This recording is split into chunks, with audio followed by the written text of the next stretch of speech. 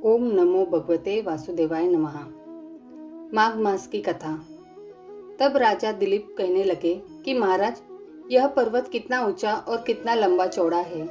तब वशिष्ठ जी कहने लगे कि 36 योजन ऊंचा ऊपर, चोटी में 10 योजन चौड़ा और नीचे 16 योजन चौड़ा है, जो हरी, चंदन, आम, मदार, देवदार और अर्जुन के वृक्षों से सुशोभित है।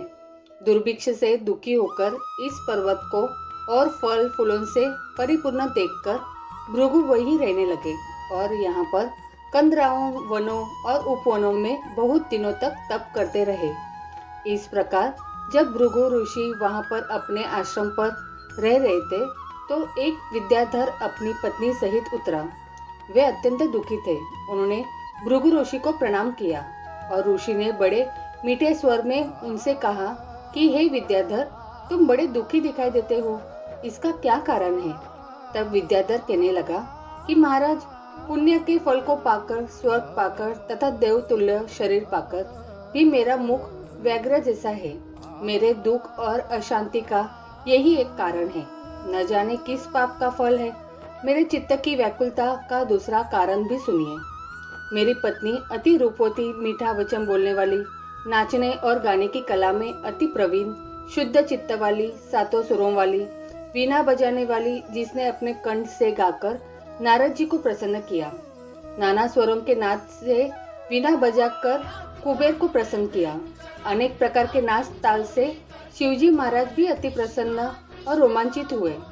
शील, उदारता, रूप तथा यौवन में स्वर्ग की कोई अप्सरा भी इस जैसी नहीं है। कहाँ ऐसी चंद्रमुखी स्त्री और कहाँ में व्याघ्र मुख वाला। यही चिंता सदैव मेरे हृदय को जलाती है। विद्याधर के ऐसे वचन सुनकर तीनों लोगों की भूत, भविष्य और वर्तमान की बातें जानने वाले तथा दिव्य दृष्टि वाले ऋषि कहने लगे कि हे विद्याधर, कर्म के विचित्र फलों को प्राप्त होकर ज्ञानी पुरुष भी मोह को प्राप्त हो जाते हैं। मक्खी के पैर जितना विष भी प्राण लेने वाला हो जाता है। छोटे छोटे पापों का फल भी अत्यंत दुखदायी हो जाता है। तुमने माघ मास की एकादशी का व्रत करके द्वादशी न आने तक शरीर में तेल लगाया, इसी पाप कर्म से व्यग्र हुए। एकादशी के दिन उपवास करके द्वादशी को तेल लगाने से राजा पूर्वाना ने भी कुरूप शरीर पाया था तथा वह अपने कुरूप शरीर को देखकर दुखी होकर हिमालय पर्वत पर देव सरोवर के किनारे पर गया। प्रीतिपूर्वक शुद्ध स्नान कर कुशा के आसन पर बैठकर भगवान कमल नेत्र, शंख, चक्र, गदा, पद्म के धारण करने वाले पीतांबर पहने, वनमाला धारण किए हुए विष्णु का चिंतन करते राजा पूर्वरवा ने 3 मास तक निराहार रहकर भगवान का चिंतन किया। इस प्रकार 7 जन्म में प्रसन्न होने वाले भगवान राजा के 3 महीने के तप से ही अति प्रसन्न हो गए। अब माघ की शुक्ल पक्ष की एकादशी को प्रसन्न होकर भगवान ने अपने शंख के जल से राजा को पवित्र किया। भगवान ने उसके तेल लगाने की बात याद दिलाकर सुंदर देवताओं का सा रूप दिया, जिसको देखकर उर्वशी भी उसको चाहने लगी और राजा कृतज्ञ होकर अपनी पुरी को चला गया। भृगु ऋषि कहने लगे कि हे विद्याधर, इसलिए तुम क्यों दुखी होते हो। यदि तुम अपना यह राक्षसी रूप छोड़ना चाहते हो तो मेरा कहना मानकर जल्दी ही पापों को नष्ट करने वाली हेमकूट नदी में माघ में स्नान करो, जहाँ पर ऋषि सिद्ध देवता निवास करते हैं। अब मैं इसकी विधि बतलाता हूँ। तुम्हारे भाग्य से माघ मास आज से 5वें दिन ही आने वाला है। पौष शुक्ल एकादशी से इस व्रत को आरंभ करो। भूमि पर सोना, जितेंद्रिय रहकर दिन में 3 समय स्नान करके महीना भर निराहार रहो। सब भोगों को त्याग कर तीनों समय भगवान विष्णु का पूजन करो। जब तुम द्वादशी को शिवजी स्तोत्र और मंत्रों से पूजन करोगे तो तुम्हारा मुख देखकर सभी चकित हो जाएंगे और तुम अपनी पत्नी के साथ सुखपूर्वक क्रीड़ा करोगे। माघ मास के प्रभाव को जानकर सदा माघ में स्नान करो। पाप दरिद्रता से बचने के लिए मनुष्य को सदा यत्न से माघ मास का स्नान करना चाहिए। स्नान करने वाला इस लोक तथा परलोक में सदा सुख पाता है। वशिष्ठ जी कहते हैं कि हे दिलीप, भृगु जी के यह वचन सुनकर वह विद्याधर अपनी स्त्री सहित उसी स्थान पर पर्वत के झरने में माघ का स्नान करता रहा और उसके प्रभाव से उसका मुख देव सदृश हो गया और वह मणिग्रीव पर्वत पर आनंद से रहने लगे। भृगुजी भी नियम के समाप्ति पर शिष्यों सहित ईवा नदी के तट पर आ गए। श्री वशिष्ठ जी कहने लगे कि हे राजन, अब मैं माघ के उस महात्मा को कहता हूँ जो कार्तिवीय के पूछने पर दत्तात्रेय ने कहा था। जिस समय साक्षात विष्णु के रूप श्री दत्तात्रेय सत्य पर्वत पर रहते थे, तब महिष्मती के राजा सहस्त्रजुन ने उनसे पूछा कि हे योग्य, मैं श्रेष्ठ दत्तात्रेय जी, मैंने ये सब धर्म सुने। अब आप कृपा करके मुझे माघ मास का महात्मा कहिए। तब दत्तात्रेय जी बोले, जो नारद जैसे ब्रह्मा जी ने कहा था वही माघ महात्म्य मैं तुमसे कहता हूँ। इस कर्म भूमि भारत में जन्म लेकर जिसने में माघ स्नान नहीं किया, उसका जन्म निष्फल गया। भगवान की प्रसन्नता, पापों के नाश और स्वर्ग की प्राप्ति के लिए माघ स्नान अवश्य करना चाहिए। यदि यह पुष्ट व शुद्ध शरीर माघ स्नान के बिना ही रह जाए तो इसकी रक्षा करने से क्या लाभ। जल में बुलबुले के समान, मक्खी जैसे तुच्छ जंतु के समान यह शरीर माघ स्नान के बिना मरण समान है। विष्णु भगवान की पूजा न करने वाला ब्राह्मण, बिना दक्षिणा के श्राद्ध, ब्राह्मण रक्षित, क्षेत्र आचार रहित, कुलित, ये सब नाश के बराबर है। गर्व से, धर्म का, क्रोध से, तप का, गुरुजनों की सेवा न करने से, स्त्री तथा ब्रह्मचारी, बिना जली अग्नि से हवन और बिना साक्षी के मुक्ति का नाश हो जाता है।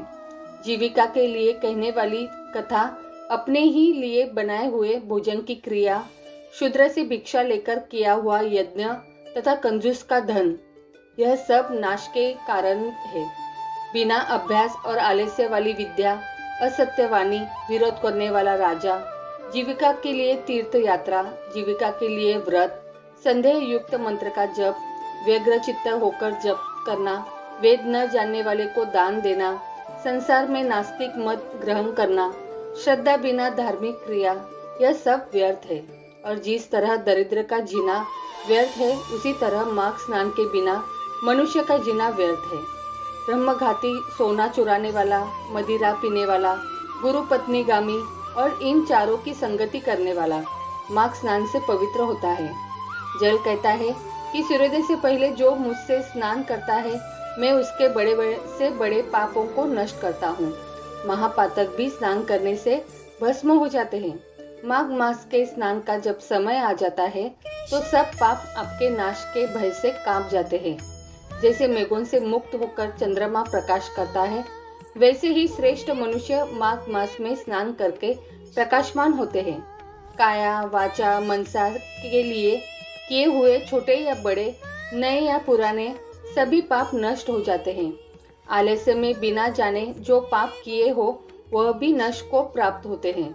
जिस तरह जन्म जन्मांतर के अभ्यास से आध्यात्मिक ज्ञान की प्राप्ति होती है, उसी तरह जन्मांतर अभ्यास से ही माघ स्नान में मनुष्य की रुचि होती है। यह अपवित्र को पवित्र करने वाला बड़ा तप और संसार रूपी कीचड़ को धोने की पवित्र वस्तु है।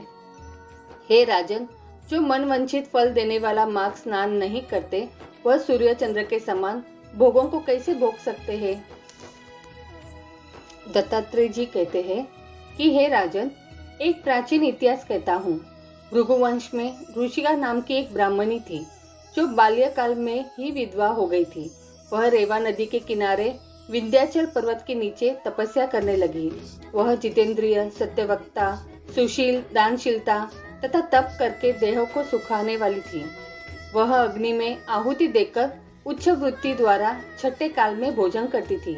वह पलकल धारण करती थी और संतोष से अपना जीवन व्यतीत करती थी। उसने रेवा और कपिल नदी के संगम में 60 वर्ष तक माघ स्नान किया और फिर वहीं पर ही मृत्यु को प्राप्त हो गई। माघ स्नान के फल से वह दिव्य 4000 वर्ष तक विष्णु लोक में वास करके सुंदर और उपसुंदर देवताओं का नाश करने के लिए ब्रह्मा द्वारा तिलोत्तमा नाम की अप्सरा के रूप में ब्रह्मलोक में उत्पन्न हुई। वह अत्यंत रूपवती, गान विद्या में अति प्रवीण तथा मुकुट कुंडल से शोभायमान थी। उसका रूप, यौवन और सौंदर्य देखकर ब्रह्मा भी चकित हो गए। वह तिलोत्तमा रेवा नदी के पवित्र जल में स्नान करके वन में बैठी थी, तब सुंदर व उपसुंद के सैनिकों ने चंद्रमा के समान उस रूपवती को देखकर अपने राजा सुंद और उपसुंद से उसके रूप की शोभा का वर्णन किया और कहने लगे कि कामदेव को लज्जित करने वाली ऐसी परम सुंदरी स्त्री हमने कभी नहीं देखी।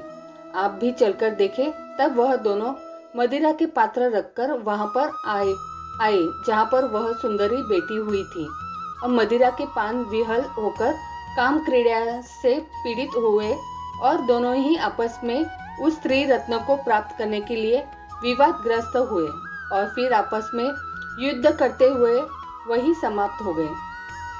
उन दोनों का मरा हुआ देखकर उनके सैनिकों ने बड़ा कोलाहल मचाया और तब तिलोत्तमा कालरात्रि के समान उनको पर्वत से गिराती हुई 10 दिशाओं को प्रकाशमान करती हुई आकाश में चली गई और देव कार्य सिद्ध करके ब्रह्मा के सामने आई।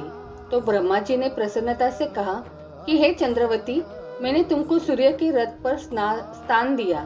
जब तक आकाश में सूर्य स्थित है, नाना प्रकार के भोगों को भोगो।